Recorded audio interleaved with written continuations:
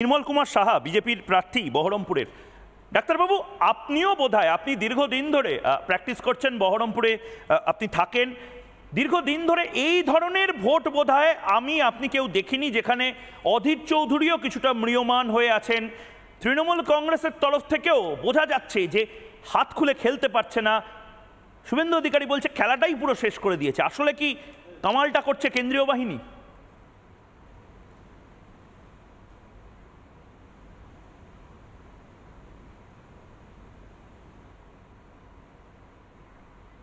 বলুন নির্মল বাবু।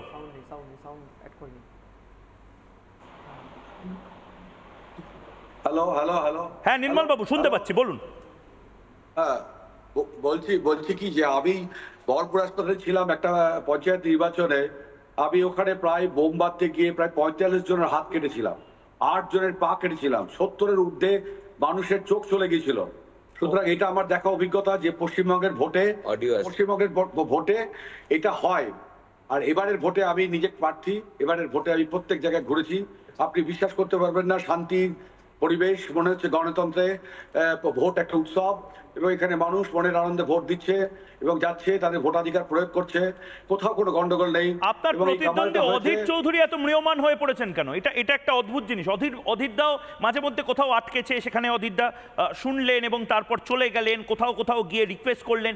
অধীর চৌধুরীরও সেই মেজাজটা হঠাৎ করে গায়েব হয়ে গেছে।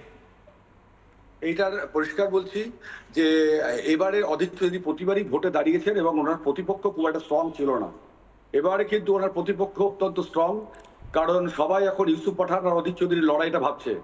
সবাই আমাকে আন্ডারডগ হিসেবে ধরেছে, কিন্তু আপনাকে বলে রাখি আমি সারা জীবনই আন্ডারডগ হিসেবে থাকতে চেয়েছি এবং আমি পরিষ্কার বলছি আমি আন্ডারডগ থেকে আমি কিন্তু উপরে উঠে যাব এবং আমি বিশ্বাস যে এবারের মানুষ কিন্তু ভোট যেটা দিয়েছে সেখানে পরিষ্কার ব্যান্ডেড দেবে। ফার্স্ট কে হবে সেটা জানা যাবে 4 জুনের পরে।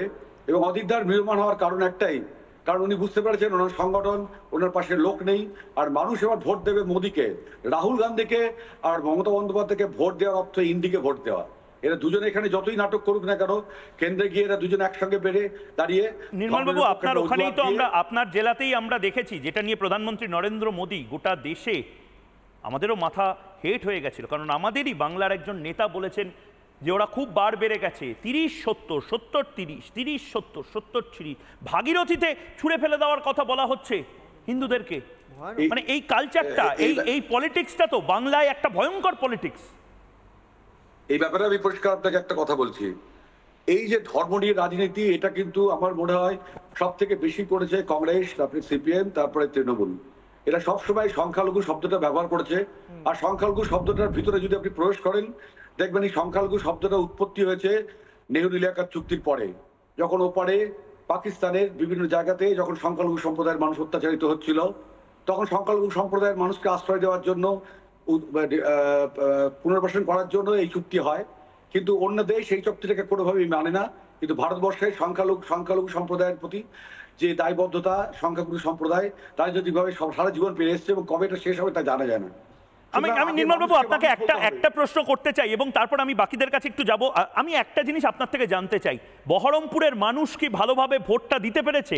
বিজেপির কর্মীরা, ফ্লোটিং ভোটার, তৃণমূল, সিপিএম, এমনকি প্রত্যেকে ভোটটা দিতে পেরেছে? যেটা বারবার বলা হয় বাংলাতে ভোটটা করতে দেয় না। অবশ্যই অবশ্যই অবশ্যই আমি বলছি, টেনশন হচ্ছে, খুশি না টেনশন হচ্ছে? না না না, টেনশনে কিছু নেই। এবারে মানুষ আরাম করে ভোট দিয়েছে, উৎসবের মতো ভোট দিয়েছে এবং মানুষ রায় প্রকাশ করে দিয়েছে, মানুষ বুঝিয়ে দিয়েছে। ভোটের রেজাল্টের পর আপনারা বুঝতে পারবেন কেন অধীর চৌধুরী এত উদ্বিগ্ন দেখাচ্ছে।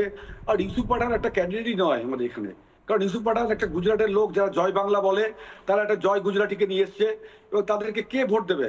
এবং কিছু এখনো যারা মনে করে তারা তৃণমূলী, যেটা বলছিলেন যে তৃণমূল তাদের আস্থাহীনতা ভুগছে, তাদের অস্তিত্বহীনতায় ভুগছে, তাদের এক্সিস্টেন্সের ক্রাইসিস হয়েছে এবং প্রত্যেকেই কম্পালশন থেকে তৃণমূল দলটা করে। তৃণমূল দলটা করার পিছনে কোনো যুক্তি থাকতে পারে না, শুধু কম্পালশন। আমি নির্মলবাবু আপনাকে আমি একটু থামাচ্ছি, কারণ একদিকে বহরমপুরে দারুণ উৎসবের মেজাজে ভোটের কথা আপনারা বলছেন, আর অন্যদিকে কেন্দ্রীয় বাহিনী তো কেন্দ্রীয় বাহিনীর কাজটা করছে, কিন্তু পুলিশ আবার যে কাজটা করছে, দমন পীড়নের কাজ, একবার হাত পুড়েছে, হাইকোর্টে একের পর এক থাপ্পড় খাচ্ছে, রাজ্য পুলিশের ডিজি পর্যন্ত বাদ যায়নি সমালোচনা, গোটা দেশ সমালোচনা করেছে। তারপরেও আবার সন্দেশখালিতে আমাদের প্রতিনিধি মধুকল্পিতা ছিল। নির্মল কুমার সাহা বিজেপির প্রার্থী বহরমপুরের। ডাক্তারবাবু, আপনিও বোধহয়, আপনি দীর্ঘদিন ধরে প্র্যাকটিস করছেন বহরমপুরে, আপনি থাকেন দীর্ঘদিন ধরে। এই ধরনের ভোট বোধহয় আপনি কেউ দেখিনি যেখানে অধীর চৌধুরীও কিছুটা ম্রিয়মাণ হয়ে আছেন।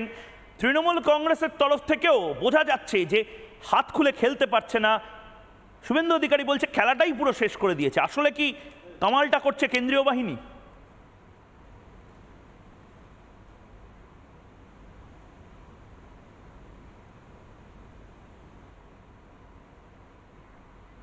বলুন নির্মল বাবু।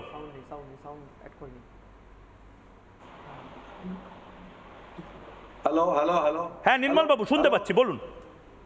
হ্যাঁ, বলছি কি যে আমি বহরমপুর হাসপাতালে ছিলাম একটা পঞ্চায়েত নির্বাচনে। আমি ওখানে প্রায় বোম বাঁধতে গিয়ে প্রায় 45 জনের হাত কেটেছিলাম, 8 জনের পা কেটেছিলাম, 70-এর ঊর্ধ্বে মানুষের চোখ চলে গিয়েছিল। সুতরাং এটা আমার দেখা অভিজ্ঞতা যে পশ্চিমবঙ্গের ভোটে এটা হয়।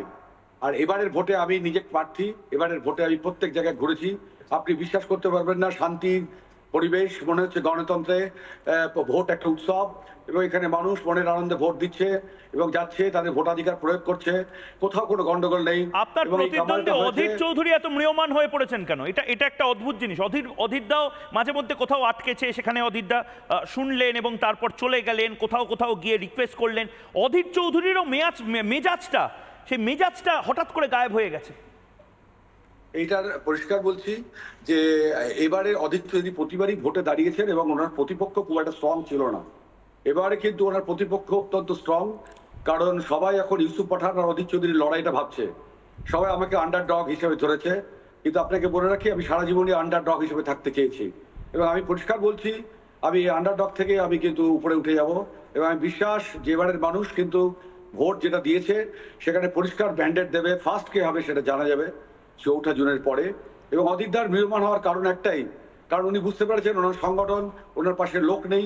আর মানুষ এবার ভোট দেবে মোদীকে, রাহুল গান্ধীকে আর মমতা বন্দ্যোপাধ্যায়কে ভোট দেওয়ার অর্থ ইন্ডিকে ভোট দেওয়া। এরা দুজনে এখানে যতই নাটক করুক না কেন, কেন্দ্রে গিয়ে এরা দুজনে একসঙ্গে বেড়ে দাঁড়িয়ে। নির্মলবাবু, আপনার ওখানেই তো আপনার জেলাতেই আমরা দেখেছি, যেটা নিয়ে প্রধানমন্ত্রী নরেন্দ্র মোদী গোটা দেশে আমাদেরও মাথা হেট হয়ে গেছিল, কারণ আমাদেরই বাংলার একজন নেতা বলেছেন যে ওরা খুব বার বেড়ে গেছে, 30-70, 70-30, 30-70, 70-30, ভাগীরথীতে ছুঁড়ে ফেলে দেওয়ার কথা বলা হচ্ছে হিন্দুদেরকে। মানে এই কালচারটা, এই পলিটিক্সটা তো বাংলায় একটা ভয়ঙ্কর পলিটিক্স। এই ব্যাপারে আমি পরিষ্কার আপনাকে একটা কথা বলছি, এই যে ধর্ম নিয়ে রাজনীতি, এটা কিন্তু আমার মনে হয় সব থেকে বেশি করেছে কংগ্রেস, তারপরে সিপিএম, তারপরে তৃণমূল। এরা সবসময় সংখ্যালঘু শব্দটা ব্যবহার করেছে। আর সংখ্যালঘু শব্দটার ভিতরে যদি আপনি প্রবেশ করেন, দেখবেন এই সংখ্যালঘু শব্দটা উৎপত্তি হয়েছে নেহরু এলাকার চুক্তির পরে, যখন ওপারে পাকিস্তানের বিভিন্ন জায়গাতে যখন সংখ্যালঘু সম্প্রদায়ের মানুষ অত্যাচারিত হচ্ছিল, তখন সংখ্যালঘু সম্প্রদায়ের মানুষকে আশ্রয় দেওয়ার জন্য, পুনর্বাসন করার জন্য এই চুক্তি হয়। কিন্তু অন্য দেশ এই চুক্তিটাকে কোনোভাবেই মানে না।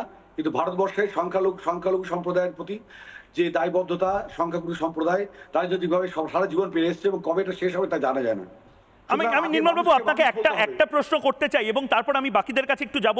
আমি একটা জিনিস আপনার থেকে জানতে চাই, বহরমপুরের মানুষ কি ভালোভাবে ভোটটা দিতে পেরেছে? বিজেপির কর্মীরা, ফ্লোটিং ভোটার, তৃণমূল, সিপিএম, এমনকি প্রত্যেকে ভোটটা দিতে পেরেছে? যেটা বারবার বলা হয় বাংলাতে ভোটটা করতে দেয় না। অবশ্যই আপনারা খুশি না টেনশন হচ্ছে? খুশি না টেনশন হচ্ছে? না, টেনশনে কিছু নেই। এবারে মানুষ আরাম করে ভোট দিয়েছে, উৎসবের মতো ভোট দিয়েছে, এবং মানুষ রায় প্রকাশ করে দিয়েছে, মানুষ বুঝিয়ে দিয়েছে। ভোটের রেজাল্টের পর আপনারা বুঝতে পারবেন কেন অধীর চৌধুরী এত উদ্বিগ্ন দেখাচ্ছে। আর ইউসুফ পাঠান একটা ক্যান্ডিডেটই নয় আমাদের এখানে, কারণ ইউসুফ পাঠান একটা গুজরাটের লোক, যারা জয় বাংলা বলে, তারা একটা জয় গুজরাটিকে নিয়ে এসছে, এবং তাদেরকে কে ভোট দেবে? এবং কিছু এখনো যারা মনে করে তারা তৃণমূলী, যেটা বলছিলেন যে তৃণমূল তাদের আস্থাহীনতা ভুগছে, তাদের অস্তিত্বহীনতায় ভুগছে, তাদের এক্সিস্টেন্সের ক্রাইসিস হয়েছে, এবং প্রত্যেকেই কম্পালশন থেকে তৃণমূল দলটা করে। তৃণমূল দলটা করার পিছনে কোনো যুক্তি থাকতে পারে না, শুধু কম্পালশন। আমি নির্মলবাবু আপনাকে আমি একটু থামাচ্ছি, কারণ একদিকে বহরমপুরে দারুণ উৎসবের মেজাজে ভোটের কথা আপনারা বলছেন, আর অন্যদিকে কেন্দ্রীয় বাহিনী তো কেন্দ্রীয় বাহিনীর কাজটা করছে, কিন্তু পুলিশ আবার যে কাজটা করছে, দমন পীড়নের কাজ, একবার হাত পুড়েছে, হাইকোর্টে একের পর এক থাপ্পড় খাচ্ছে, রাজ্য পুলিশের ডিজি পর্যন্ত বাদ যায়নি সমালোচনা, গোটা দেশ সমালোচনা করেছে, তারপরেও আবার সন্দেশখালিতে আমাদের প্রতিনিধি মধুকল্পিতা ছিল